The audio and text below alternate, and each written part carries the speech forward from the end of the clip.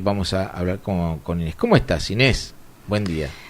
Buen día, ¿cómo les bien? va? ¿Cómo andan? ¿Todo bien? Todo muy bien, Inés. Sí, vos sabés que sí, hay una noticia de último momento, que es algo que me preocupa. A ver. Porque esto lo adelantamos, justamente tiene que ver con la movilidad. Bien.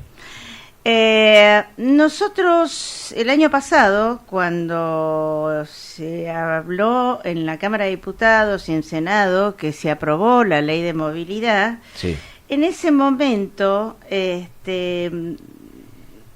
la Cámara de Diputados hizo una invitación a expertos, ¿no es verdad?, hablando de lo que debería ser, cuáles serían los componentes que se podía llegar a utilizar para que sea una movilidad sostenible, una movilidad que los jubilados no perdieran, en comparación a lo que había enviado en su momento el gobierno apenas asumió, porque todos los gobiernos, por lo menos últimamente, toman la impronta de que apenas suben o suspenden la movilidad o la derogan o la cambian.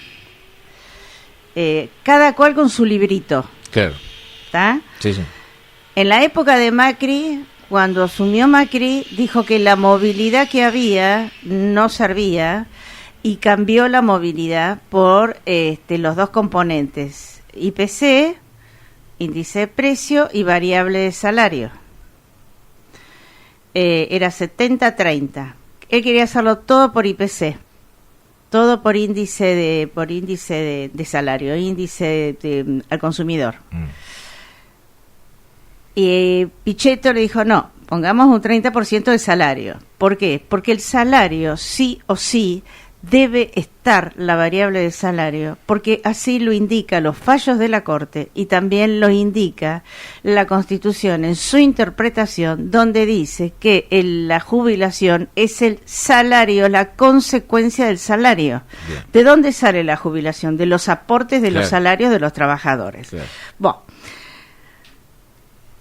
en ese momento, ¿por qué Macri había sacado esa movilidad? Porque él estaba convencido que la inflación iba a ir a la baja. Claro. Entonces dijo, cosa que no ocurrió, y ahí fue cuando los jubilados empezaron a estar muy bien económicamente. Claro. ¿Por qué? Porque el índice, la inflación iba en aumento. Claro. Asumió Alberto Fernández y lo primero que hizo fue literalmente suspenderla, y es más, hizo aumentos discrecionales donde inclusive se mandó una de aquellas que hoy hay un montón de litigiosidad. ¿Por qué? Porque el índice que tenía que dar, el promedio que tenía que dar en ese momento, la suba de la movilidad en ese momento, que era la última vigente de Macri, que fue en marzo, él le dio, por ejemplo, no me acuerdo, creo que era un 13,2%, una cosa así, no me acuerdo bien, pero ponele, ese 13,2% se lo dio nada más que a las mínimas. Y hacia arriba, hacia los que cobraban más de las mínimas hasta las máximas, le fue bajando, no le respetó ese 13,2% y lo fue bajando, como por ejemplo, las casi altas cobraron un 4% de aumento.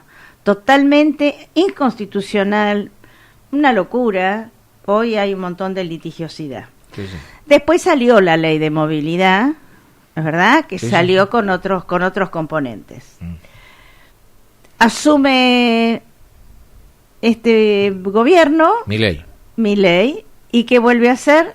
Vuelve a dar vuelta abajo la movilidad de Alberto y empieza a darla por decreto, nada más que por el IPC, o sea, por índice de consumidor, o sea, la inflación. Sí, sí. Dio un reconocimiento de un 12% en el mes de abril, más o menos, pero después quedó ahí. Sí, ha dado bonos. Exactamente. Cuando se empieza a hablar de la ley de movilidad, porque él dijo, voy a dar el decreto, mientras tanto salga la ley de movilidad por el Congreso. Bueno, listo. Fuimos invitados un montón, y entre esos fui invitada desde como representante del observatorio junto con otra miembro del observatorio, Liliana Gomarcino. Bien. Y nosotros hablamos de la necesidad que en la movilidad... Perdón, ¿eso cuándo ocurrió? El año pasado, en épocas cuando vetó. Bien. Le pedimos que por favor incorporaran sí o sí la variable de salario. ¿Por qué? Bien. Primero por una cuestión constitucional y no crear litigiosidad en el sistema como ya se había empezado a crear en la época de Macri. Hay litigiosidad en la época de Macri. Hay un fallo de Cámara, no sé si está esperando la Corte, pero hay un fallo de Cámara, y lo de la época de Alberto Fernández también. Bien. Ahora también se va a sumar, obviamente, una litigiosidad. Y lo va a alegar el próximo gobierno. Hablando del tema de la variable de salario. Nosotros dijimos, tiene que estar la variable de salario. Por lo menos si yo doy IPC durante todos los meses, la movilidad, el aumento por IPC, pero en algún momento dado, aunque sea una vez en el año, tenemos que ver la diferencia entre la variable de salario por paritarias, cómo fueron aumentando, y el IPC, ¿no es verdad? Si hay una diferencia superior por la variable de salario, bueno, se le ajusta el 50%. Me acuerdo que lo habíamos pedido de esa manera. Por supuesto, estuvo en la ley, pero el gobierno lo vetó. El gobierno hoy saca una placa diciendo que el salario ganó la inflación. El salario... Lo vi. 145% contra 117,8%. ¿Tá? Ahí hay una diferencia casi del 30 a 28%, una cosa así, entre justamente la variable de inflación y la variable de salario. Corolario, volvieron a jorobar a los jubilados, claro. Lisa y llanamente. Esto es lo peor que pudo haber pasado. Claro. No, porque todo el mundo dijo, me están aumentando por inflación. Jubilados, a ver, yo también soy jubilada. 28% el año pasado se perdió justamente porque no tomaron la variable de salario. Que todo el mundo dijo, bárbaro que lo haya votado el presidente. Bueno, acá están las consecuencias. El mismo gobierno, son datos oficiales. Perfecto. Y otra cosa preocupante también. Sí. Preocupante. Sí, decime. Porque yo te quiero contar algo. Que el nuevo director ejecutivo de ANSES, sí, el reemplazo de los ceros, de los ceros, sí. Lo puso que es una persona muy del mundo de las finanzas. Lo puso el ministro de Economía. Exactamente, está manejando el Fondo de Garantía de Sustentabilidad. Exacto. Bueno, empezamos a sacar platita de ahí, ¿viste? Porque hay que tapar las corridas para que no aumente el dólar. ¿Viste? La plata de los jubilados. Yo sé que... otra noticia preocupante. No, vos es que... lástima que venís una vez por semana, porque vos sabés que... no me acuerdo ahora qué... Hoy, ¿qué es? Jueves. El jueves. Bueno, no sé si fue el lunes que hablé esto. ¿El lunes fue que hablé esto? ¿Ayer? Ya no me acuerdo. Pero ahora te voy a contar otra noticia en relación a esto que estamos hablando. No son buenas noticias ¿viste? Esto son terribles. Esto se acaba de publicar ahora, lo acabo de ver ahora, actualizado en Infobae, que es un portal que está que publica cosas que permanentemente salen del gobierno mucho antes que cualquier otro. Sí. Bueno. Y no estamos diciendo nada más que eso, ¿no? Que publica... Sí, son cosas oficiales. Pero lo que hablamos hoy lo saqué del Ministerio de Economía. Pero digo esto, cito la fuente para que, no es que nosotros acá damos noticias... Uh-huh.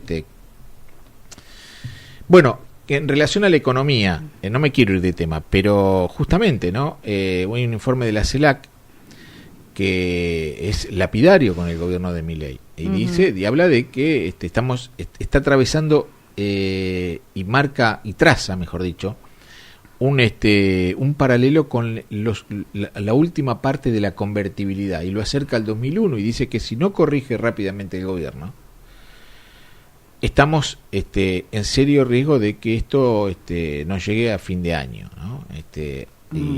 Y esta semana hizo fuertes declaraciones también, Melconian. Sí, anoche lo escuché y dijo, muy duro. Sí, estamos ahí. Muy duro. Y el gobierno no, Milei se peleó con Cavallo, que era, un hombre de consulta, ¿no? Y él decía que era un hombre que era no es mi santo de mi devoción, Cavallo, y eso que lo tuvimos en la época de la Alianza, pero bueno. Tampoco, pero te quiero decir, yo hablo lo que decía lo que dice el presidente. Pero es una persona que se respeta. Que era hasta hace 5 minutos para el presidente era el profe y era el hombre es más, llegó a decir que fue el mejor ministro de Economía que tuvo la historia del país. Sí, por eso echó la hija. Bueno, ahí está. Y ahora lo trata de golpista. Sí. De golpista, le dijo que es un golpista. Sí. Y otros insultos más le dio, ¿no? Sí. Lo mismo y hizo. Echó a la hija, exactamente. Eso lo de la hija realmente. A ver, la chica yo no la conozco, no tengo la menor idea. Pero también echó, que vos lo dijiste, lo dijimos acá. Echó al titular en su primer momento del ANSES de Córdoba, a Giordano, porque la mujer votó en contra de la ley bases. Bueno, ¿entendés? A ver, es realmente, si esos son los parámetros porque me están traicionando. Primero y ante todo, hay una nota muy importante, muy buena, te recomiendo, si no la leíste, de Morales Solá, sí, que salió ayer o antes de ayer, muy importante, muy interesante, donde habla que si bien hay un lineamiento de gobierno, ¿no es verdad?, con distintas, o sea, con una mirada, con un objetivo en común, pero también no es que es totalmente rígido, autoritario y vertical. O sea, hay gente que tiene por ahí alguna libertad de expresión y alguna libertad que no le está jugando en contra al gobierno. Que si fue apropiado o no fue apropiado hablar del aumento de la edad, pero eso no significa que tengas que echar a alguien. Pero aparte de la manera, si lo querés echar, lo hablas, ves, pero no de la manera, claro, formas. Ejecutamos, le pasamos la guillotina, le pasamos el serrucho. A ver, es una barbaridad. Realmente a mí me da vergüenza ajena este tipo de expresiones en una época... Poco tiene que ver con la democracia. Exactamente, en una época democrática donde queremos tener paz. Ayer el gobierno hizo, un procedimiento muy parecido al de la dictadura cuando iba a haber en la ESMA un festival, justamente, en donde había cerca de 20.000 jóvenes sobre la Avenida Libertador convocados de estas nuevas expresiones que hay en la música. Claro, alguien se enteró y el gobierno dijo, y que mandó a los gendarmes. ¿Ayer? No me enteré. Sacaron las pancartas, todo, ¿no? Incluso uno de las publicaciones que se habían hecho para el festival era justamente el momento en que Néstor Kirchner bajaba el cuadro de Videla de la ESMA, que fue un momento, independientemente de las ideologías, sublime, ¿no? Bajar el cuadro de la ESMA de Videla. Bueno, eso lo arrancaron directamente. Ese afiche fue arrancado. Es más, está en la tapa del diario La Nación de hoy. Diario La Nación del diario Página 12. Los gendarmes caminando delante de la fila de los jóvenes, ¿no? Como una cuestión realmente tremendo. Ni me enteré porque estuve todo el día con ficha limpia. No, y aparte, por supuesto. Claro, y aparte, sí, el tema es que eso es lo que nos está pasando. Que hay cada vez más medios que eligen no contar determinadas cosas que tienen que ver muchas veces con cuestiones que al gobierno quizás no le conviene que se sepan. Claro. Eso no está bien porque esto ya ha ocurrido en otro periodo de la Argentina.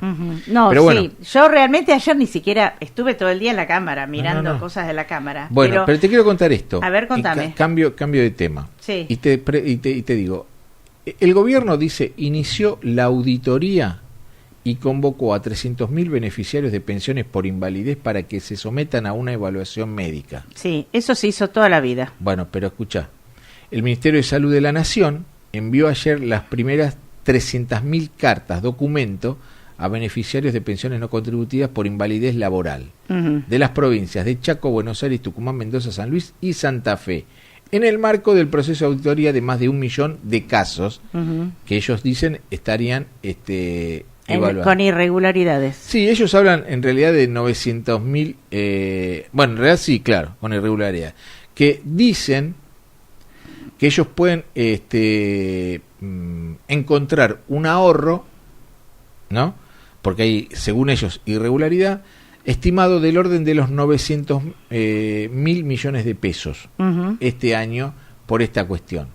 Y entonces dice que los beneficiarios van a recibir notificaciones para presentarse a una evaluación médica con un profesional de PAMI, donde deberán presentar la documentación requerida y someterse a los controles necesarios. Posteriormente, dice, los especialistas de Andis analizarán los antecedentes y emitirán los dictámenes que definirán la continuidad del beneficio. Eso se hizo siempre. Bueno. Lo que pasa de que ahora hay cada vez más pensiones no contributivas. En el año 83, cuando llegamos al gobierno, sí. Ahí había una auditoría de la Secretaría de Seguridad Social que se llamaba a distintas delegaciones. En ese momento, la estructura del gobierno, sí. Andis no existía, sino existía la Dirección General de Protección Social. Bien. La Dirección General de Protección Social tenía todos los casos estas de pensiones no contributivas, que era a la vejez, invalidez y madre de 7 hijos, y tenía accidentes laborales. Eso era la Dirección General de Protección Social. Había un centro de auditoría donde se auditaba absolutamente todas las pensiones no contributivas. Pero debo decir que en ese momento las pensiones no contributivas, para ser beneficiario, uno tenía que ir a un hospital público nacional, en ese momento eran todos nacionales, a un hospital público con su dolencia, con toda su historia clínica, y en ese momento existían las comisiones médicas que dependían de la Secretaría de Seguridad Social nacionales, que habían por regiones, ¿no es verdad? Y ahí se tomaba la evaluación y venían a Ramsey y ahí se le daban las pensiones no contributivas, los que cumplimentaban justamente la enfermedad y la discapacidad, ya sea la discapacidad permanente, ¿no es verdad?, o una discapacidad temporaria o una incapacidad producto de un accidente laboral, ¿ok? Porque también debo reconocer y debo decir que la gente, que no se confunda, las pensiones no contributivas son no contributivas. Y las jubilaciones por invalidez laboral son contributivas, son personas que han trabajado, han tenido un accidente y por lo tanto le corresponde una jubilación por invalidez o un retiro por invalidez. Ahora, este descalabro se hizo en los gobiernos anteriores, debo decir. Sí, sí. ¿Por qué? Porque se cambió quiénes iban a determinar si estaba esa persona con discapacidad o no. Se lo dieron a los municipios, a las regionales municipales, imagínate, en el interior del país. Claro. Entonces le dieron le dieron discapacidad a esa gente que les faltaba la muela de juicio. Claro. A ver, yo lo he visto, Claro. no. O sea, se descalabró abuso, todo digamos, eso. en algunos Hubo casos. un Claro. abuso porque se usó políticamente. Bien. Mirá, si yo te diría acá, lo primero que hice cuando vine a Pilar, en un momento dado, dije, voy a empezar a atender a jubilados y pensionados en el Comité Radical para darle, consultas gratuitas y qué sé yo. ¿Sabés la cantidad de gente que vino que tenía pensiones no contributivas y que realmente de discapacidad no tenían nada? Claro. Ahí dije, no, con esto no va. Y Claro. yo en esta no. ¿Y qué pasó? ¿Quién le dan las discapacidades y quiénes son las que toman las evaluaciones? Los municipios. Entonces, ¿sabes cómo se revierte eso? ¿Cómo? Volviendo las comisiones médicas nacionales. Si yo tengo que dar un beneficio nacional, no se lo voy a dar al municipio para que evalúe socioeconómicamente y si la evaluación de salud. No, la tengo que hacer seriamente, porque los recursos salen de la nación. O si no, lo que hago es trasladar las pensiones no contributivas, se los doy a los municipios o a las provincias y bueno, que los paguen ellos y que ellos mismos evalúen si esa pensión no contributiva le corresponde a esa persona, pero con los recursos de ellos, con los recursos de las provincias. Bien. ¿Se entiende lo que digo? Perfecto. Ahí fue un descalabro, y te lo digo con conocimiento de causa. Bien. Así que esto no está mal. Bueno, te hago escuchar... Por supuesto que terminan pagando a veces. Justo por pecadores. Exactamente, claro. Porque en otros años, por ejemplo... No sabemos cómo será en este caso. Macri hizo en ese momento, Stanley en un momento dado hizo algo más drástico, que fue suspender absolutamente todo y ahí ahí empezó a haber litigiosidad y tuvieron que dar marcha atrás. Las cosas hay que hacerlas correctamente, pero ¿sabés quién las tiene que hacer correctamente? Las personas que saben. Claro. Hacer las cosas correctamente. Bueno, por eso en este caso no esto sabemos. No está mal. No sabemos cómo se hará. Exactamente. No sabemos cómo se hará. Ahí está. Si vos me decís que son las comisiones médicas que maneja el PAMI, no está mal. Porque son serias. Bueno. Está bien. Tengo que escuchar un audio de una entrevista de Novarecio con una farmacéutica. Está en el mostrador reaccionando el jubilado que por allí se entera que no tiene la cobertura que tenía antes del PAMI. La verdad que muy mal, muy angustiante. El jueves tuvimos una capacitación, una reunión de otro tipo en el colegio farmacéutico y el comentario de todos era eso, porque la gente estaba angustiada, desconcertada, era toda esa mezcla. ¿Usted diría que si tiene que buscar un sustantivo, diría angustia de los jubilados? Sí, tal cual, sí. Llegar a la farmacia y decir, yo tenía un presupuesto donde destinaba 50.000 pesos para comprar mis medicamentos y ahora si no me cubre aquel o el otro, va a trepar a niveles, porque son muy caros algunos medicamentos. Claro. Si alguien tomaba un flebotónico para prevenir úlceras en las piernas, lo va a dejar de tomar. Algunos diabéticos dejan algunas cremas terapéuticas para la piel. El otro deja la vitamina D3, que es preventivo de un montón de patologías. Bueno. Es así. En un momento dado, PAMI tenía un 100% de muchos medicamentos, sí. ¿No es verdad? Después cambiaron ese 100%, pero no sé con qué criterio lo hicieron. Porque, por ejemplo, yo te voy a dar casos de dos medicamentos, ¿no es verdad? Uno que tiene que ver con la hipertensión. Muy habitual. Es re habitual. Y otro tiene que ver con un remitamiento, un protector gástrico. Bien. Por la cantidad de medicamentos que toman las personas mayores. Perfecto, ¿no es verdad? Sí, bueno. Sí. Eso, el protector gástrico directamente es venta libre. Bien. Y el otro... ¿Ahora es venta libre o era venta libre? No, antes se cubría y ahora es venta libre. Ahora es venta libre. Bueno, y el otro... Sí. Del 100%, sí. Lo bajaron al 50%. La mitad. Exactamente. Ahora bien, también hay que pensar que no todos los organismos son iguales. Y vos no le puedes dar, hay un genérico, la verdad, para bajar la presión, pero no todo el mundo ese genérico. No, está claro. Sí, si hay una cantidad de drogas que tienen que ver con unas patologías, es porque depende cada organismo, le cae bien o le cae mal. Y a veces tienen que combinar, ¿me entendés? Los medicamentos.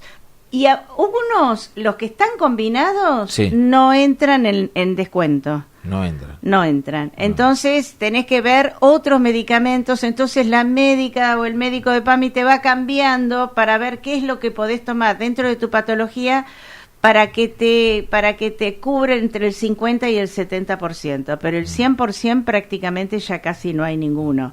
Ahora, sí la gente puede ir, acercarse, hacer una evaluación económica, llenar un formulario ahora creo que lo cambiaron, creo que ahora es diferente. pero aparte, no pasa por las personas que ganan únicamente las mínimas. Hay gente que gana 500.000 pesos de jubilación y tiene un departamentito y vive nada más que con eso. Claro. Entonces esa persona también debería estar, sí, claro. No cobra bono, entonces esa gente también debería estar protegida y ser un poco más justo con la evaluación socioeconómica que hacen, a ver a quién le corresponde y a quién no le corresponde. Ahora, si vos me decís que tenés una persona que gana 1.200.000 y tiene una prepaga, bueno, está bien, pero también debo decir... Sí, tampoco es tanto. Claro, también debo decir que la gente que tiene la prepaga no paga PAMI y a esa persona le descuentan un 5% de su haber. También, es y cierto. Eso no va a la persona. Claro. Porque no lo usan, ni siquiera están afiliados. Sí, hay muchos de esos. Montones. Un montón de gente. Inés, gracias, como siempre. Bueno, muchísimas gracias y nos estamos viendo. Hablamos mucho. Listo. Sí, hoy hablamos mucho. Bueno, hoy bien. Lindo, muy muchas entretenido. Noticias. Muy entretenido. Inés Hall pasó con nosotros. Chau. Día a día con Leo Gómez, desde las 8 por Radio X. Ampliamos, consolidamos y defendemos tus derechos. Consejo Deliberante de Pilar.